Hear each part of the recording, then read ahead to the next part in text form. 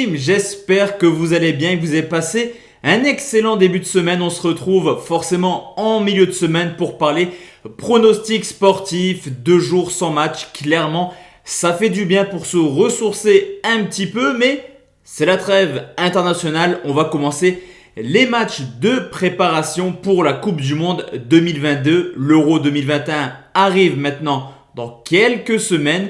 Mais on va commencer à analyser les qualifs pour la Coupe du Monde 2022 prévue au Qatar. Juste avant de parler pronostic, le petit rituel, le petit pouce bleu juste en dessous. Dans la description, vous avez également la possibilité de nous rejoindre sur le canal Telegram de la Team Parieur. Vous le savez, avec Julien, on a un site internet sur lequel on offre une offre découverte de 3 jours. Mais vous avez également la possibilité de nous suivre totalement gratuitement. Tout se passe dans la description. Il y a le petit canal Telegram sur lequel on offre des bets assez régulièrement, double ou triple chance buteur.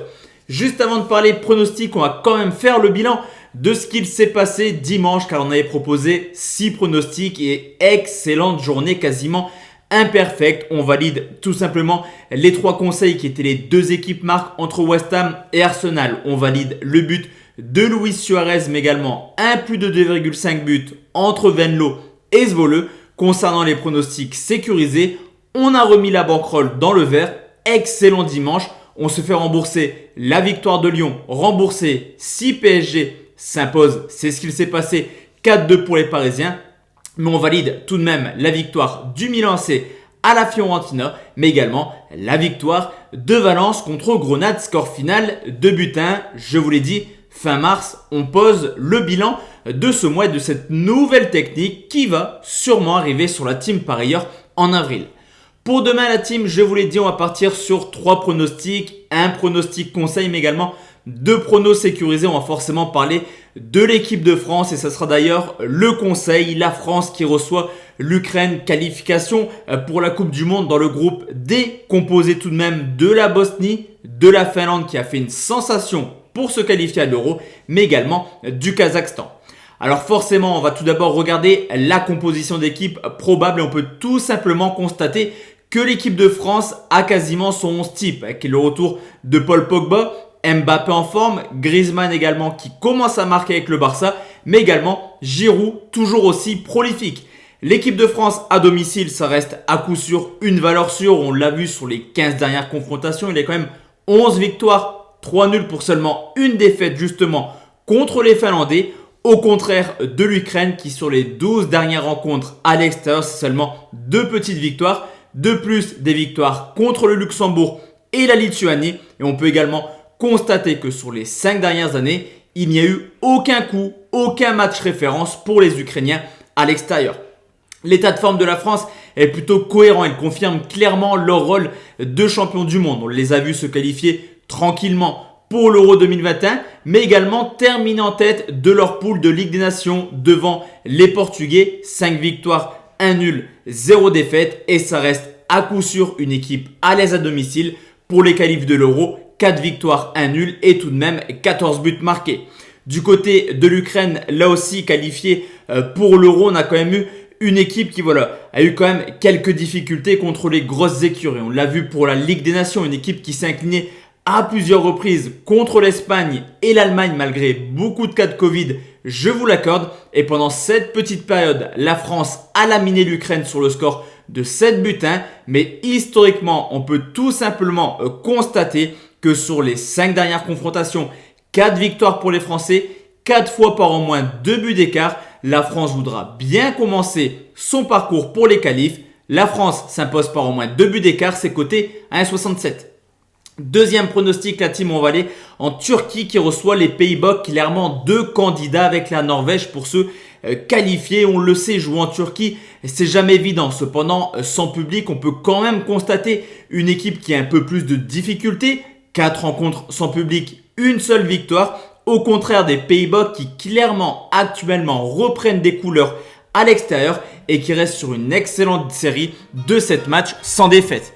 Ce qui est plutôt intéressant également, c'est de constater un petit peu l'état de forme des Turcs qui ont clairement retrouvé l'Euro, qui ont également assisté à une très belle campagne en terminant deuxième derrière les Pays-Bas. Mais en Ligue des Nations, la Turquie est clairement retombée dans leur travers, équipe extrêmement accrocheuse qui a tout de même fait 3 matchs nuls en 6 rencontres. Du côté des Pays-Bas qui ont eu beaucoup de loupés récemment en Coupe du Monde à l'Euro, ils ont repris clairement le chemin de la victoire. 19 points pris en 8 matchs pour une qualif à l'Euro et également deuxième derrière l'Italie en Ligue des Nations.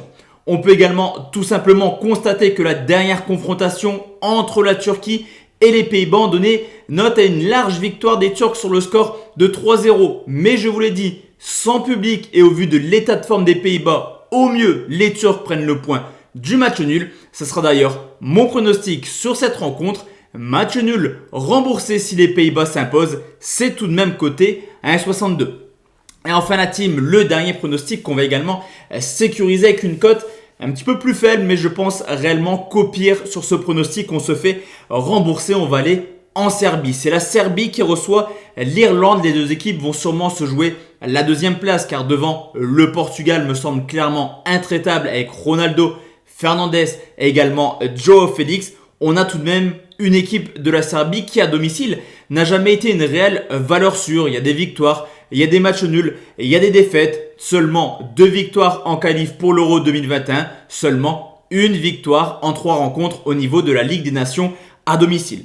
Le gros point positif pour les Serbes, c'est de forcément recevoir une équipe d'Irlande qui également n'a pas trop de certitude à l'extérieur. Clairement un parcours qui pêche au vu des prestations. Tout semble croire que l'Irlande aura beaucoup de difficultés à venir s'imposer en Serbie.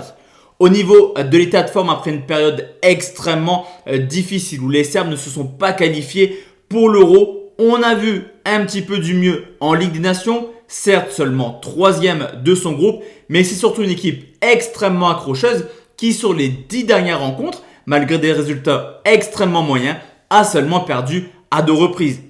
Du côté de l'Irlande, là aussi, rien ne va actuellement, 9 matchs en victoire, toutes compétitions confondues. Et pour retrouver trace d'une victoire irlandaise à l'extérieur en match officiel, il faut tout de même remonter au 10 juin 2019. De plus, cette victoire était contre Gibraltar à domicile. Historiquement, les Serbie-Irlande sont plutôt des matchs assez classiques et on a eu 5 confrontations. La donnée simple, des rencontres extrêmement serrées. 3 matchs nuls, 2 victoires pour la Serbie par toujours un seul but d'écart. Vous l'aurez compris, là aussi duel extrêmement serré. Le pronostic a une cote un peu plus faible que d'habitude, mais en tout cas, il a de belles chances de passer. Ce sera également un match nul remboursé si la Serbie s'impose. C'est coté à 1,38. Et voici la team, mes 3 pronostics pour demain. On se retrouve forcément demain soir pour une nouvelle vidéo car on va jouer toute la semaine les qualifs pour la Coupe du Monde. Excellente soirée à tous et à toutes et on se donne donc rendez-vous demain soir à 20h. Ciao ciao.